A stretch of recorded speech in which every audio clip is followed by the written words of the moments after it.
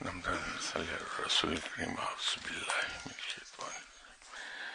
اللہ الرحمن الرحیم۔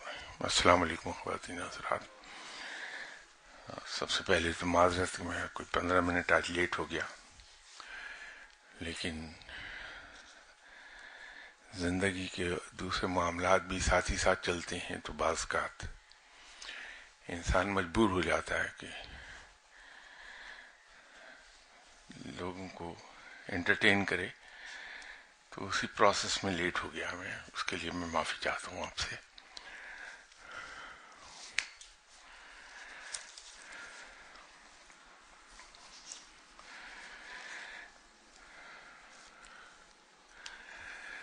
شاید میں نے پہلے ایک اپنا عہد قدیم کا قصہ سنایا تھا، اس لیے کہ وہ نوجوانی کا دور تھا، اور نوجوانی ایسا ہی لگتا ہے 2-4 صدی پہلے کی بات ہے۔ گورنمنٹ آف پاکستان کے لیے کام کر رہا تھا میں۔ میرے وہاں ایک کولیگ تھے رانا سعید، تو ایک دن وہ کہنے لگے کہ شاہ صاحب آپ کو اولیاء کرام سے ملنے کا شوق ہے، میرے مرشد ہیں وہ ولی کامل ہیں، تو آئیے میں آپ کو ملواتا ہوں ان سے۔ تو ہم نے کہا جی ٹھیک ہے۔ تو انہوں نے فرمایا کہ ہمارے مرشد موہنی روڈ کی ایک مسجد میں مغرب کی نماز پڑھاتے ہیں۔ ویسے وہ صاحب کہیں جاب کر رہے تھے، لیکن مغرب کی نماز موہنی روڈ کی مسجد میں پڑھاتے تھے آگے۔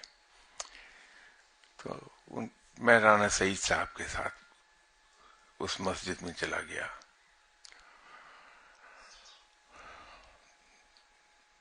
تو وہ صاحب وہاں تشریف رکھے ہوئے تھے، تو رانا سعید صاحب نے ہم جب جوتے اتار رہے تھے تو کہا کہ وہ سامنے میرے مرشد بیٹھے ہیں۔ ہم بھی جا کے بیٹھ گئے، مغرب کی نماز ہوئی۔ تو میرے دل میں یہ تھا کہ جیسے لوگوں سے سنا تھا، ہم سبھی سنتے رہتے ہیں کہ ولی اللہ کے پیچھے پڑھی گئی نماز عام نماز سے بڑی مختلف ہوتی ہے۔ تو میں بھی یہی توقع رکھ رہا تھا کہ ولی اللہ ہیں، ان کے پیچھے اگر میں نماز پڑھوں گا تو شاید خانہ کعبہ میں نماز ادا کروں گا میں، یا مسجد نبوی صلی اللہ علیہ وسلم میں نماز ادا کروں گا۔ تو ایسی ہی امیدیں لے کے میں نماز کے لیے کھڑا ہوا، نماز پڑھ لی۔ نماز جو کہیں اور مسجد میں پڑھتا تھا یا تنہائی میں پڑھتا تھا، اس میں اور اس نماز میں کوئی فرق نہیں تھا۔ تو میرے دل میں یہ آیا کہ کیسے ولی اللہ ہیں، نماز تو ان کی ویسی ہی ہے جیسی ہم روز پڑھتے ہیں۔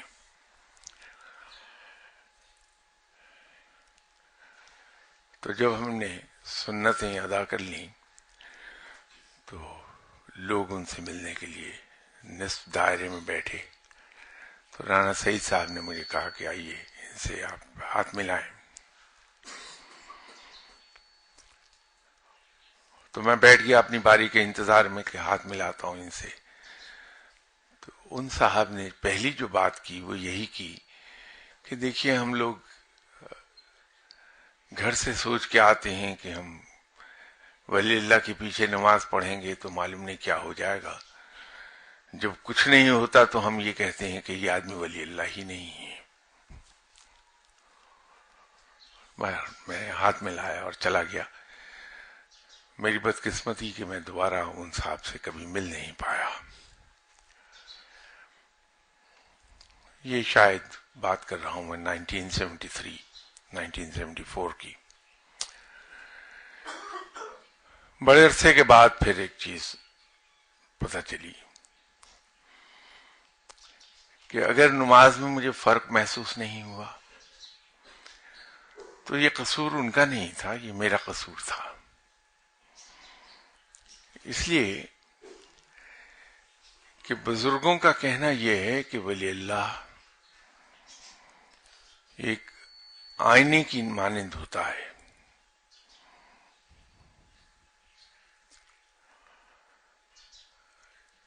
آئینے میں اگر ایک خوبصورت انسان اپنا عکس دیکھتا ہے تو اس کو وہ عکس خوبصورت ہی دکھائی دے گا، اور اگر میری جیسی شکل صورت کا انسان دیکھے گا تو وہ ایسے چیخے مار کے بھاگ جائے گا آئینے میں اپنی شکل دیکھ کے. تو قصور آئینے کا نہیں ہے، قصور اس کا ہے جو اپنی شکل دیکھ رہا ہے آئینے میں. یہ بڑی دیر کے بعد علم میں آئی بات. ولی اللہ ایک آئینہ ہے، اس کے اندر انسان کو وہی کچھ دکھائی دیتا ہے جو وہ خود ہوتا ہے. ولی اللہ کے پاس جانے والے 4 قسم کے لوگ ہوتے ہیں.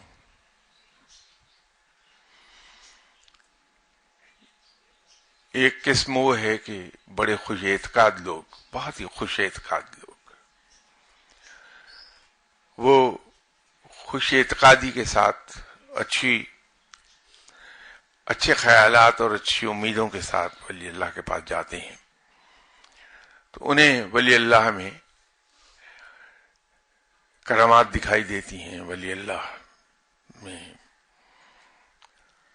اس کے علم کی معراج دکھائی دیتی ہے، اور وہ واہ واہ کرتے ہوئے اٹھتے ہیں وہاں سے. دوسری قسم وہ ہے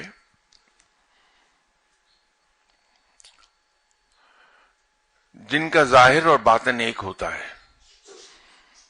تو اگر وہ خوش اعتقاد ہیں تو ظاہر میں بھی خوش اعتقاد ہیں، اگر خوش اعتقادی نہیں ہے تو باطن میں بھی خوش اعتقادی اور ظاہر میں بھی خوش اعتقادی نہیں ہے.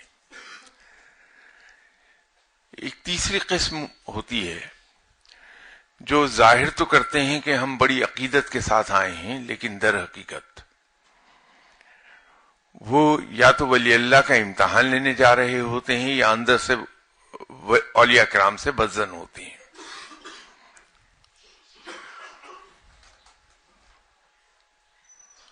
اور چوتھی قسم وہ ہے جو بظاہر بدظنی کا اظہار کرتے ہیں لیکن در حقیقت عقیدت رکھتے ہیں. یہ 4 قسمیں ہیں. ان میں سب سے زیادہ جو فائدے میں رہتے ہیں وہ لوگ ہیں جو خوش اعتقاد ہیں، انہیں بہت کچھ ملتا ہے. وہ جو تیسری قسم ہے کہ ظاہر تو کرتے ہیں کہ وہ عقیدت سے مل رہے ہیں لیکن در حقیقت دل میں ان کے بغض ہوتا ہے، وہ سب سے زیادہ گھاٹے میں رہ جاتے ہیں. سارے ہم بھٹکتے ہی رہتے ہیں، علم حاصل نہیں ہوتا. اسی طرح ولی اللہ جتنے بھی گزرے ہیں ان سب کا ایک وتیرہ رہا ہے کہ جو جس نیت سے آتا ہے اس کو وہی کچھ دے دیتے ہیں. تو اگر کوئی صرف کشف و کرامات دیکھنے کے لیے گیا ہے تو اس کا اظہار ہو جاتا ہے.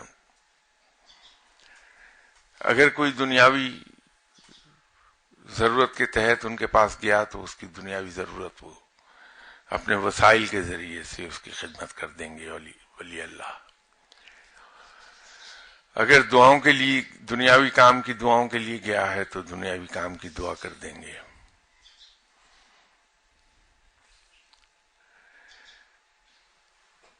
گھاٹے میں وہ لوگ رہتے ہیں جو دنیاوی دعاؤں کے لیے ولی اللہ کے پاس جاتے ہیں، اس لیے کہ دنیا کی حقیقت تو رب کے نزدیک مری ہوئی بکری کے ایک بال کے برابر بھی نہیں ہے. بڑی حقیر چیز کے لیے وہ جاتے ہیں.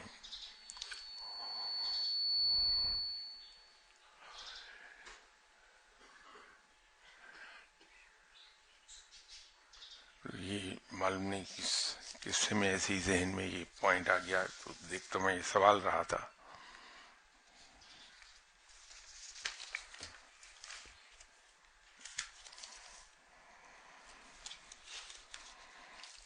पुराने सवालात नीचे हैं.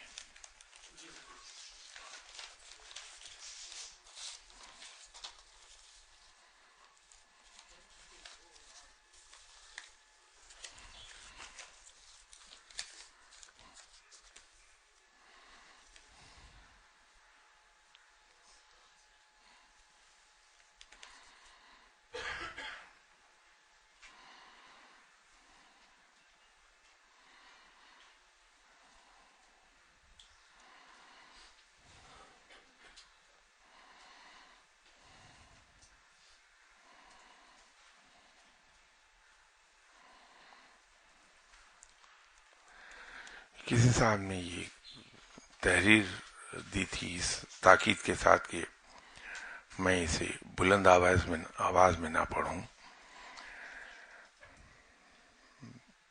देखिए, जो इनफरादी दुआएं हैं, इसके लिए मैं हमेशा ये अर्ज करता हूं कि इस सेशन को इनफरादी दुआओं के लिए इस्तेमाल न कीजिए बराह करम, इसलिए कि दूसरा सबका हक मारा जाता है और अच्छे लोग किसी का हक मारने से हमेशा गुरेज करते हैं कि इसकी जवाबदेही दुनिया में भी मुश्किल हो जाती है और आखिरत में भी बहुत मुश्किल होगी.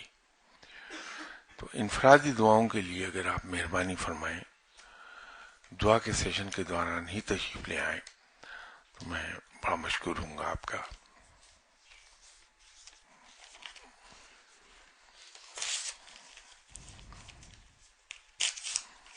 मजीद फाड़ के फेंक दीजिएगा, उन्होंने राजदारी की रिक्वेस्ट की थी.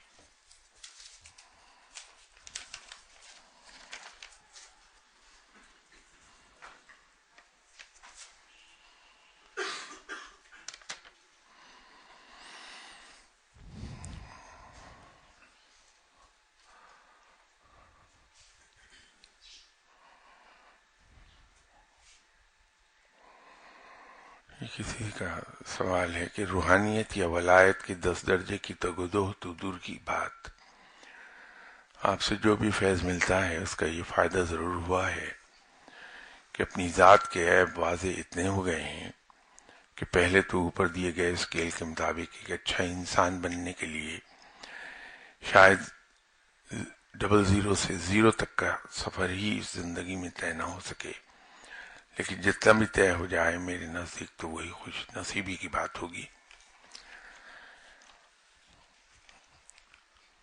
भाई, मुझसे तो फैज़ लोगों को उस वक्त मिले जब मैं कोई फैज़ याफ्ता इंसान हूं.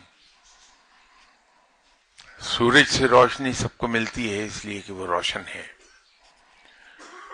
लेकिन मरीख से रोशनी किसी को नहीं मिलती कि वहां अंधेरा है. तो मुझसे क्या किसी को रोशनी मिलेगी. बहरहाल आपकी अपनी एफर्ट है, लेकिन एक बात जरूर मैं अर्ज कर दूंगा कि अगर आप इस मकाम तक आ गए हैं कि आप पर अपनी जात के ऐब वाजे हो गए, तो समझ लीजिए कि अब आप हदायत याफ्ता लोगों में चले जाएंगे. इसलिए कि सबसे जरूरी चीज ये है कि इंसान को अपनी खामियां और अपने ऐब न सिर्फ ये कि एहसास हो जाए, बल्कि तो दिखाई देना तो उससे अगली स्टेज है. इंसान उसी वक्त हिदायत पाता है जब उसे ये एहसास हो कि उसमें खामियां हैं, उसमें कमजोरियां हैं, उससे गलतियां होती हैं. तो ये एहसास बेदार होना सबसे जरूरी चीज है. उसके बाद का सफर आसान है. तो अल्लाह ताला आपकी मदद फरमाए, अल्लाह आप पे मेहरबानी फरमा दे और अल्लाह आपको उस मकाम की तरफ ले जाए जो जिसकी चाहत आपके दिल में है. इन्हीं साहब ने दूसरा लिखा है कि अक्सर ख्वाब में मुख्तलिफ मज़ारात पर अपनी मौजूदगी महसूस करता हूँ. साहिब मज़ार का नाम भी याद रह जाता है. कुछ दिन पहले आपका एक लेक्चर सुन रहा था जिसमें आपने इस झाड़ू का जिक्र किया था जो इस दीवार पर कमरे में लगी है, जिसका रेफरेंस दिया था आपने कि इसका नाम सर सुल्तान ہی بتایا تھا. کمال اتفاق کے اس کے بعد ایک خواب میں حضرت سخی سرور کے مزار پر اپنی موجودگی محسوس کی. جب گوگلز پر سرچ کی تو پتہ چلا کہ یہ مزار ڈی جی خان میں ہے اور ان بزرگ کا نام بھی سلطان کے نام سے مشہور ہے. اب کیا مجھے وہاں فاتحہ کے لیے جانا چاہیے؟ دل تو بہت کر رہا ہے اور ان بزرگ کے بارے میں بھی کچھ عرض کر دے.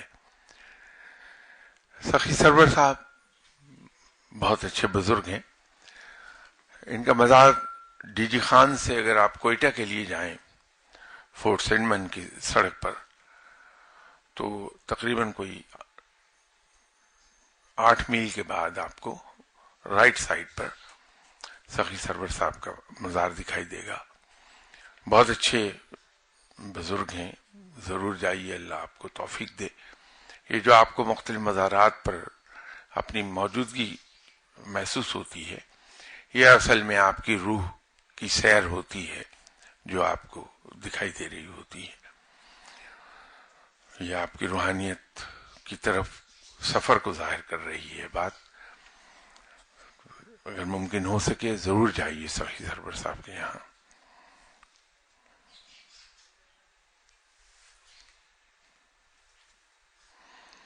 تیسرا انہی صاحب کا سوال ہے کہ آپ اپنی بک یا لیکچر میں کسی سوال کے جواب میں کسی سورت کو پڑھنے کا فرماتے ہیں، جیسے سورہ سبا عشاء کے بعد، تو کیا وہ جنرل پبلک بھی پڑھ سکتی ہے یا وہ ان صاحب و صاحبہ ہی کے لیے اجازت ہے جو سوال پوچھتے ہیں؟ سورہ سبا جو بھی پڑھنا چاہے ضرور پڑھ لے، مبارک چیز ہے، اس کی برکات حاصل ہوں گی.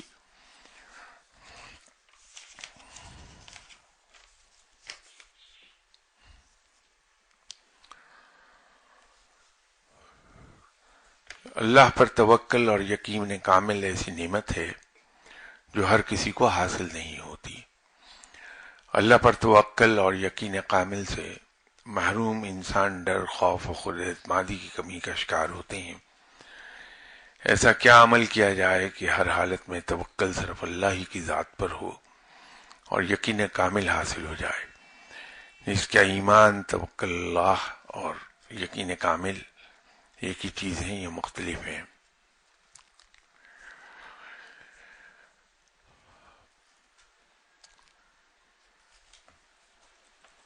خود اعتمادی پیدا کرنے کے لیے سورہ بقرہ کے پہلے 3 رکوع بہت ہی سریع الاثر ہیں. جو شخص سورہ بقرہ کے پہلے 3 رکوع نماز فجر اور نماز عشاء کے بعد باقاعدگی سے پڑھتا ہے، اس میں 3-4 چیزیں پیدا ہو جاتی ہیں. ایک تو اللہ کے ساتھ محبت، بلکہ اس سے بھی پہلے کہ انسان کو اپنی خطاؤں کا احساس ہونے لگتا ہے. پھر اللہ تعالیٰ کے ساتھ محبت، رب پر پیار آنے لگتا ہے، اور یہ ابتدا ہے عشق کی طرف سفر کی. اور توکل پیدا ہونے لگتی ہے، بلکہ یوں کہہ لیجیے زیادہ صحیح کہ دل سے دنیا کی محبت نکلنے لگتی ہے. اور تیسری چیز خود اعتمادی پیدا ہوتی ہے. تو وہ شخص جس میں خود اعتمادی کی کمی ہے، اگر وہ نماز فجر اور نماز مغرب کے بعد سورہ بقرہ کے پہلے 3 رکوع کی تلاوت پابندی اور باقاعدگی کے ساتھ کریں تو انشاءاللہ تعالی ان میں یہ چاروں چیزیں پیدا ہو جائیں گی. تو آپ سورہ بقرہ کے پہلے 3 رکوع نماز فجر اور نماز عشاء کے بعد تلاوت کیجیے، پابندی کے ساتھ، باقاعدگی کے ساتھ.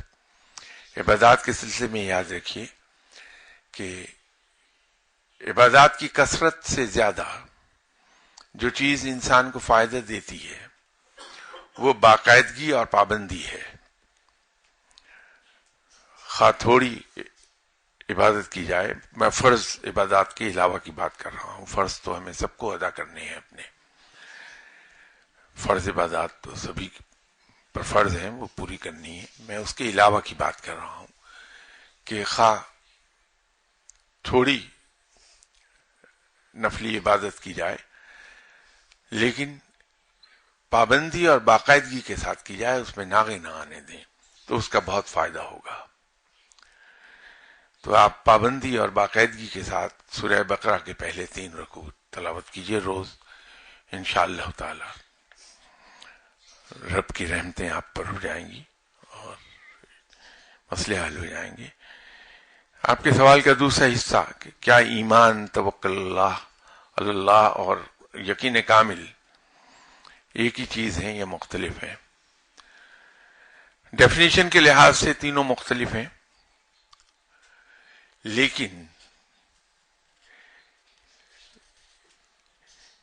یہ ایک دوسرے میں سے پیدا ہوتی ہیں.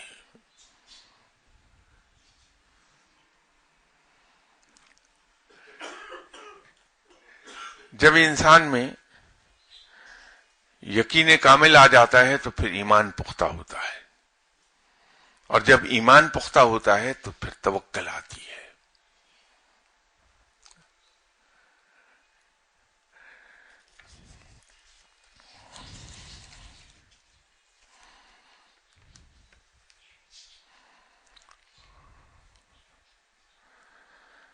یہ بھی ایک اصل میں ذاتی دعا ہی کا فرمایا ہوا ہے ان صاحب نے بھی، تو پلیز اس کو آپ دعا کے سیشن تک رہنے دیجیے.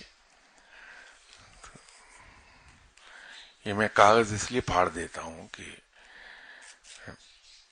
ذاتی چیزیں ہوتی ہیں وہ کسی کے علم میں نہیں آنی چاہیے.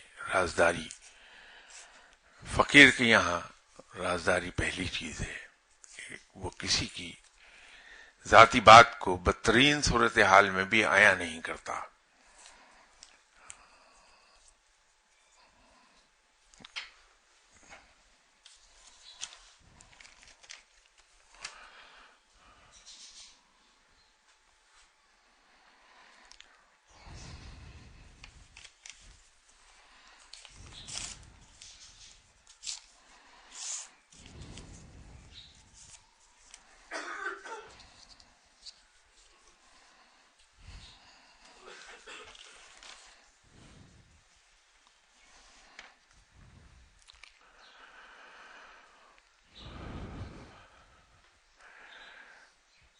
میں نے سورہ رحمان کی ایک آیت جس کی تکرار ہوئی ہے پوری سورہ میں، اس کے بارے میں کہا تھا فَبِاللَّهِ رَبِّكُمَا تُكَذِّبَانِ، کہ اس کو پڑھنے سے اللہ کی رحمتیں نازل ہوتی ہیں، نعمتوں کی بارش ہوتی ہے انسان پر. تو اس کے بارے میں کسی صاحب نے پوچھا ہے کہ پڑھنے کا طریقہ، برائے مہربانی اس کی تعداد کی وضاحت کر دیں.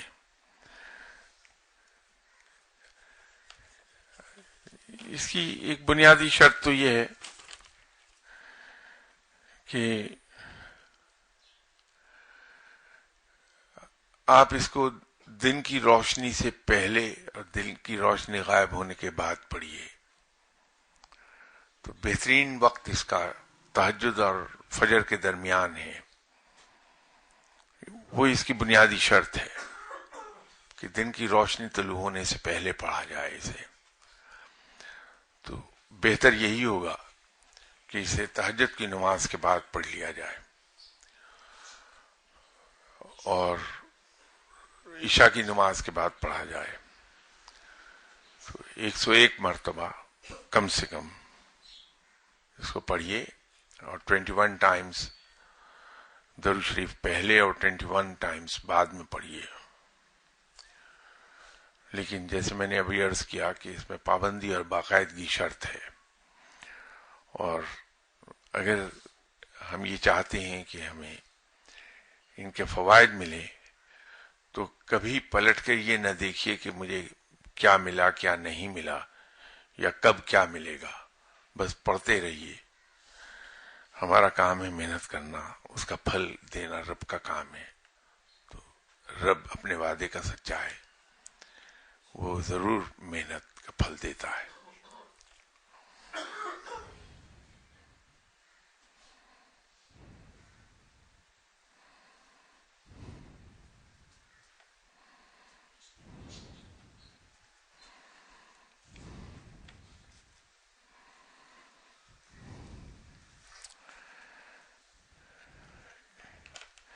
سب یہ ذاتی چیزوں کے لیے پلیز، یہ آج زیادہ تر وہی ہیں.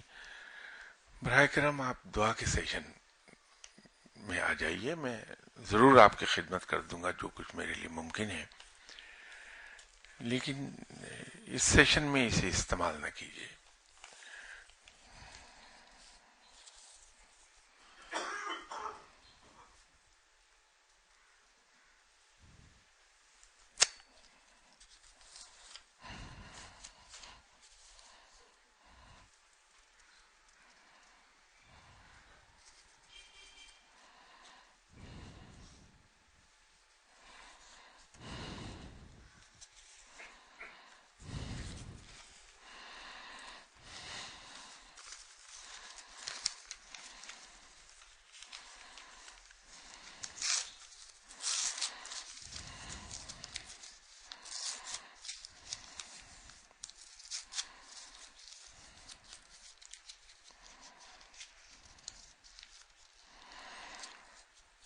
ایک صاحب نے یہ سوال پوچھا کہ خاموشی اور زبان کی حفاظت کے بارے میں روشنی ڈال دے.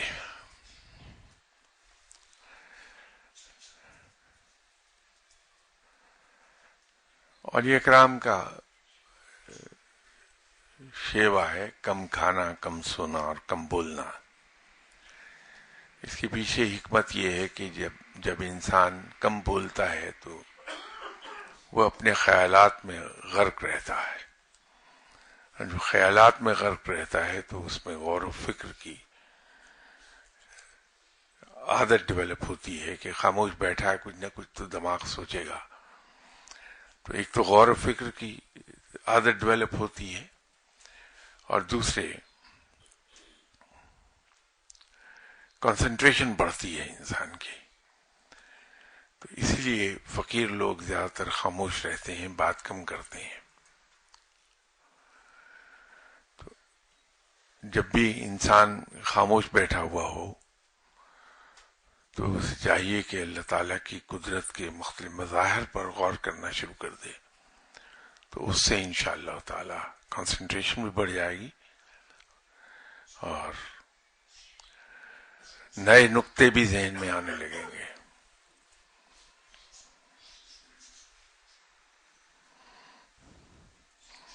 دوسرا سوال ان کا یہ ہے کہ بعض اوقات فقیر کی محفل میں انسان بیٹھے ہوئے اپنے آپ کو ویٹ لیس یا لائٹ فیل کرتا ہے. وہ اصل میں اس فقیر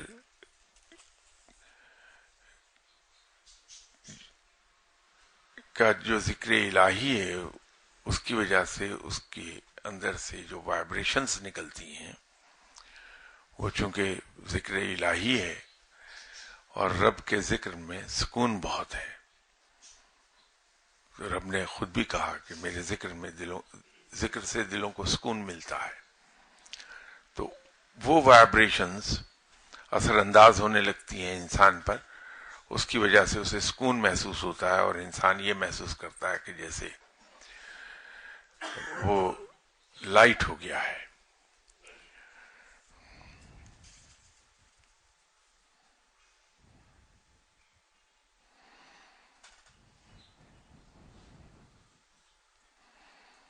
انہی صاحب نے سوال پوچھا ہے کہ کیا چیز، کیا عمل، کیا خوبی جو رب تعالیٰ کو بہت ہی زیادہ پسند ہو اور جو رب تعالیٰ کی بہت زیادہ خوشی اور مسکراہٹ کا باعث، جس سے رب تعالیٰ بہت خوش ہوتا ہو، فرما دے.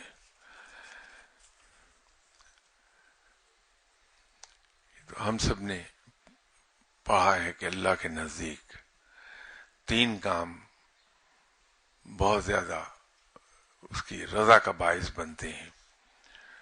مسافر کو کھانا کھلانا،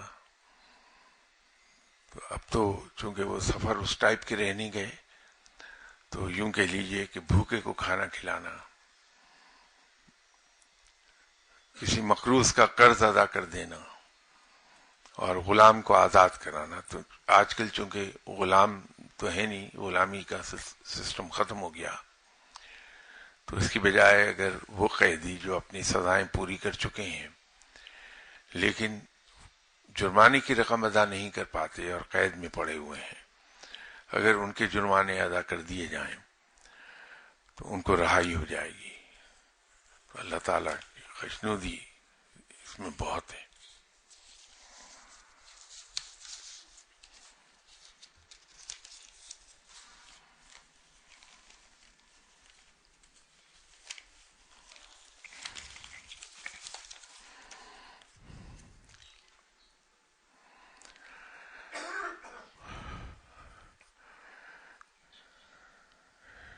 صاحب نے یہ سورہ اخلاص کی فضیلت اور اہمیت کے بارے میں پوچھا ہے کہ سورہ اخلاص کی فضیلت اور اہمیت بتا دے، نیز اس کا دور کبیر اور دور صغیر بھی بتا دے. اگر کوئی بطور وظیفہ پڑھنا چاہے تو گائیڈ کر دے. اس کے بارے میں پورا ایک لیکچر موجود ہے.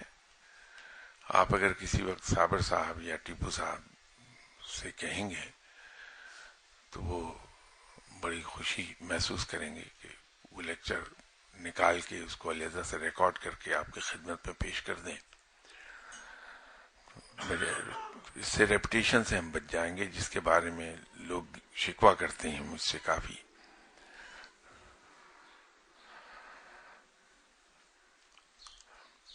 دوسرا سوال صاحب نے پوچھا ہے کہ جس کمرے میں آپ لیکچر دیتے ہیں اس کمرے میں ایک درود شریف لگا ہوا ہے، کیا یہ بھی آپ کو عطا ہوا ہے بڑے شاہ صاحب سے؟ اور اگر کوئی بھائی اس کو پڑھنا چاہے تو مہربانی فرما کے تعداد اور وقت بتا دیں.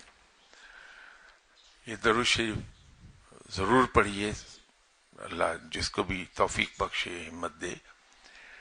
درود شریف سے پڑھیے، اس کی فضیلت ہے بہت، اور اس کے پڑھنے سے آپ صلی اللہ علیہ وسلم کی توجہ حاصل ہوتی ہے انسان کو. گن کے مت پڑھیے، کھلا پڑھیے، اس لیے کہ جس ہستی صلی اللہ علیہ وسلم پر ہم درود السلام بھیج رہے ہیں ان کی رحمتیں تو انگنت ہیں، ان کے احسانات ہم پر انگنت ہیں.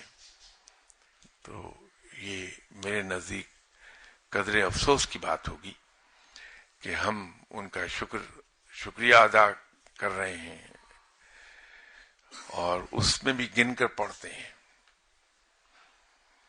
تو کھلا پڑھیے، جتنی اللہ نے ہمت دی ہے، توفیق دی ہے، پڑھیے. اللہ تعالیٰ اپنی رحمت نازل فرمائے گا اس کے صدقے.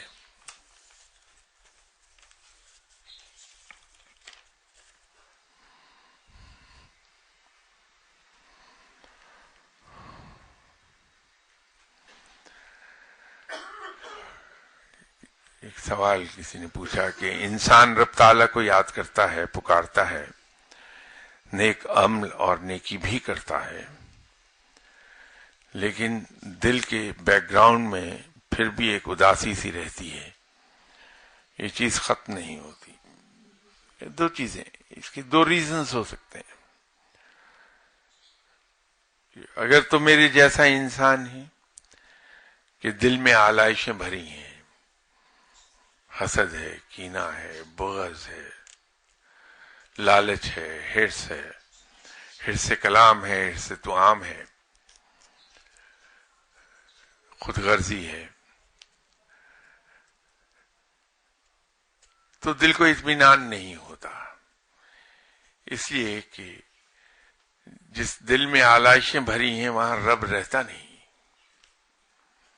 رب تو ان دلوں میں رہتا ہے جو بالکل پاک صاف ہے. تو ہم اگر اپنے دلوں کو ان آلائشوں سے پاک کر لیں تو اس میں رب بسنے لگتا ہے، تو اطمینان ہو جائے گا. ایک دوسری صورت اور ہوتی ہے، لیکن وہ بڑے نیک لوگوں کا درجہ ہے. وہ یہ ہے کہ انسان کو اگر یہ آبسیشن ہو جائے کہ رب مجھے ملے، مجھے رب مل جائے، تو پھر وہ اسے بے چین رکھے گا اور اس کو مہمیز کرتا رہے گا اس راہ پر چلنے کو، اس راہ پہ دوڑنے کو جو راہ اسے رب تک لے جائے گی. تو وہ بے چینی اصل میں وہ خواہش کی شدت کی وجہ سے پیدا ہوتی ہے کہ مجھے رب مل جائے.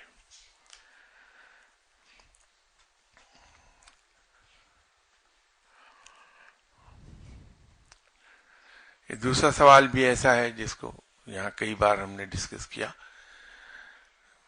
آپ رابطہ کر لیجئے صابر صاحب سے یا ٹیپو صاحب سے، تو وہ نکال دیں گے آپ کو کہ کون سی نشست میں اس کا ذکر ہوا تھا.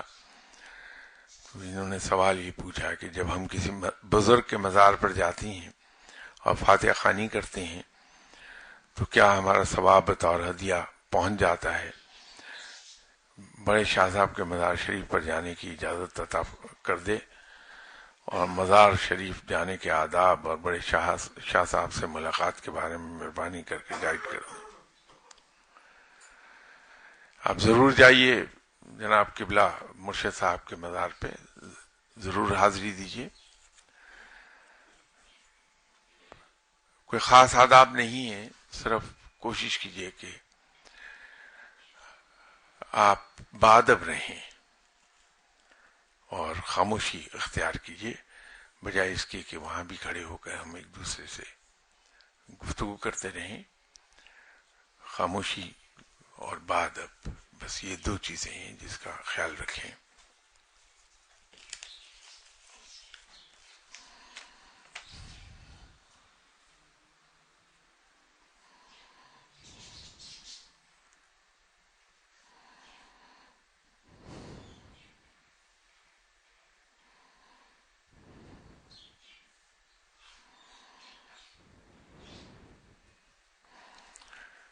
یہ تینوں سوال ایسے ہیں جن پر یہاں گفتگو ہوتی رہی ہے. براہ کرم پہلے سے ہوئی ہوئی گفتگو کی ریکارڈنگ حاصل کر لیں، وہ فری ہے، اس میں کوئی.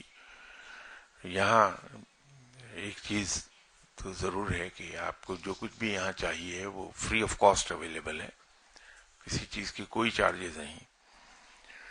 حتیٰ کہ مجھے بھی کوئی لے جانا چاہے تو میں فری آف کاسٹ اویلیبل ہوں، لیکن کھانا مہنگا پڑ جائے گا آپ کو میرا.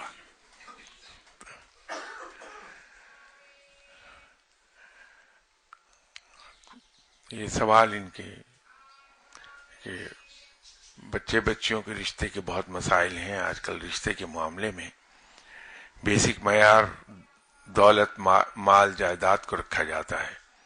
کیا مال و دولت ہی سب کچھ ہے؟ اس پر خاصی تفصیلی یہاں گفتگو ہوتی رہی ہے. دوسرا انہوں نے پوچھا ہے کہ مورل ویلیوز کے بارے میں کچھ بتا دیں. ود ایکسیپشن کون کون سی مورل ویلیوز اختیار کریں ہم سب بھائی، یہ اس پر موجود ہے گفتگو. مایوسی سے انسان کس طرح نکل سکتا ہے، اس کا بھی آپ ریکارڈنگ لے لیجیے ان سے، یا کتاب میں میرا خیال چھپ گیا ہو وہ حصہ، تو وہاں سے دیکھ لیجیے. ہمارے بہت سے نوجوان خصوصاً اسٹوڈنٹس یو کے جانے کے خواہش مند رہتے ہیں. وہاں جا کر وہ ہر جائز اور ناجائز عمل اختیار کرتے ہیں جس کی وجہ سے کسی طرح برطانیہ میں سیٹل ہو سکیں. شادی بھی اس لیے کرتے ہیں کہ سیٹ ہوا جا سکے، بعد میں ڈائیورس ہو جاتی ہے. وہاں پر ڈائیورس ریشو بہت زیادہ ہے. کیا یہ درست ہے؟ اس پہ بھی یہاں 2-3 بار بات ہوئی، وہ لے لیجیے گا ان سے لیکچر صاحب.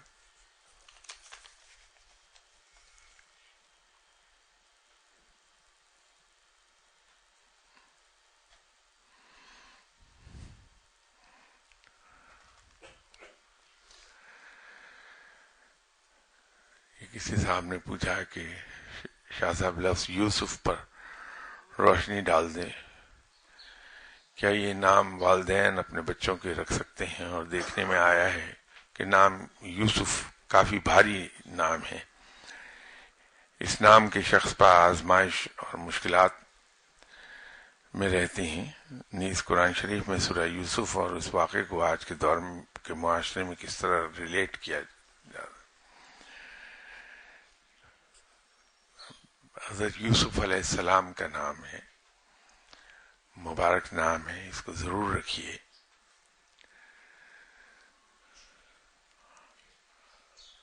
اب یہ بھاری اور ہلکے کا تو مجھے نہیں معلوم، میں اتنا ضرور جانتا ہوں کہ نام کے اثرات انسان کی شخصیت پر آتے ہیں. تو حضرت یوسف علیہ السلام تو بہت ہینڈسم انسان تھے.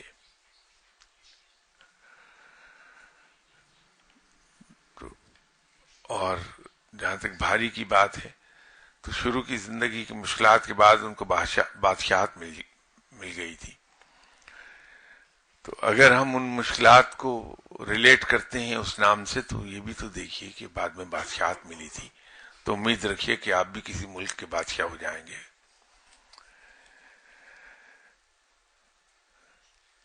جو سورہ یوسف میں قصہ بیان ہوا ہے، آپ اس کو اس زمانے سے اس طرح ریلیٹ کیجئے کہ اصل میں اس کی روح کیا ہے.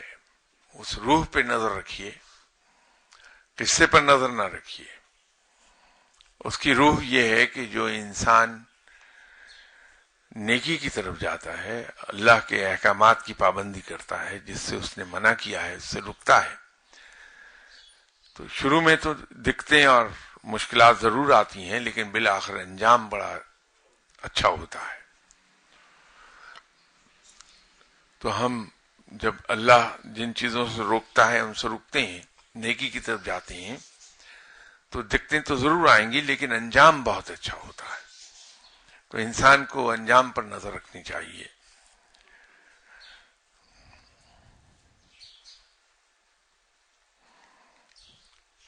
یہ دوسرا سوال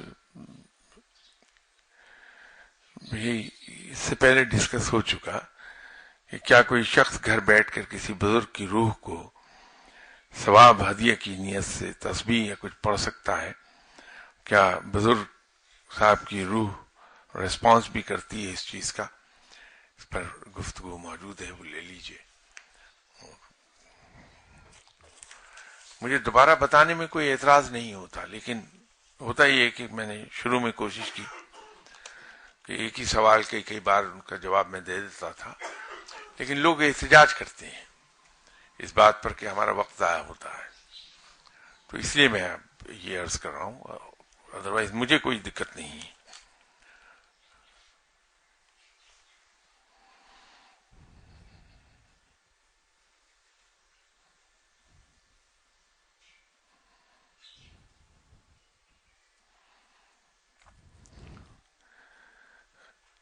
میری ناقص عقل کے مطابق رزق حلال بھی اسلام بلکہ ایمان کا ایک بنیادی رکن ہے، اور کلمہ کے بعد اس کا درجہ آتا ہے.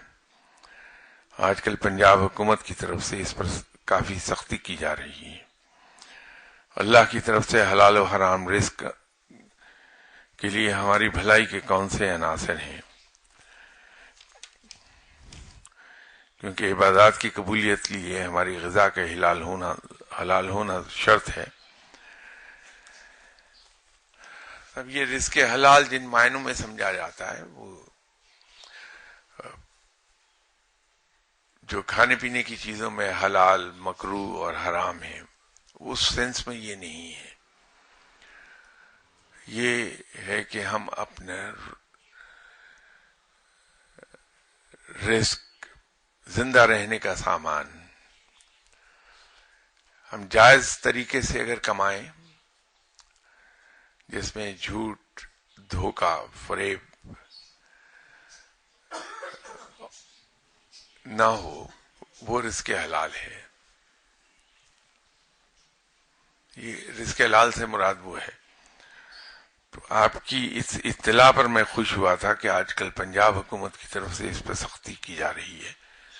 مجھے خوشی ہوئی کہ چلیے بالآخر حکومت نے لوگوں کو فورس کرنا شروع کر دیا کہ وہ صرف رزق حلال ہی کمائیں، رشوت سے دور رہیں. لیکن وہ آپ تو کسی اور سینس میں کہہ رہے ہیں. تو رزق حلال اس پہ انشاءاللہ نیکسٹ اتوار آپ سے بات کرتا ہوں، کیونکہ اب تو وقت پورا ہو گیا. نیکسٹ سنڈے بشرط زندگی، سوری نیکسٹ سنڈے نہیں ہوں گا میں پاکستان میں، اس سے نیکسٹ سنڈے انشاءاللہ اس پہ بات کریں گے انشاءاللہ تعالی. السلام علیکم.